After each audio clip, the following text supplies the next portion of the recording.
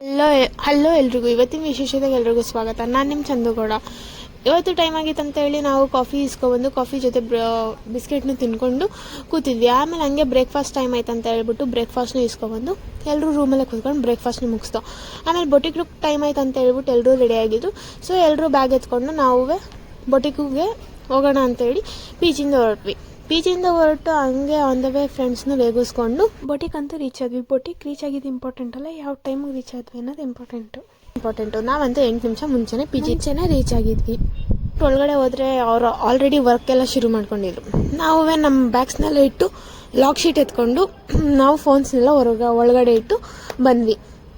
Next ಇನ್ನು ಮಧ್ಯಾಹ್ನ lunch break ಬಂತು. ಸೊ ನಾವು ಎಲ್ಲ ಊಟ ಓಪನ್ ಮಾಡ್ಕೊಂಡು ಊಟ ತಿನ್ಕೊಂಡು ಹಾಗೆ ತಂದಿದ್ದಂಥ ಸ್ನ್ಯಾಕ್ಸ್ನೂ ತಿನ್ಕೊಂಡು ಕೂತ್ಕೊಂಡ್ವಿ.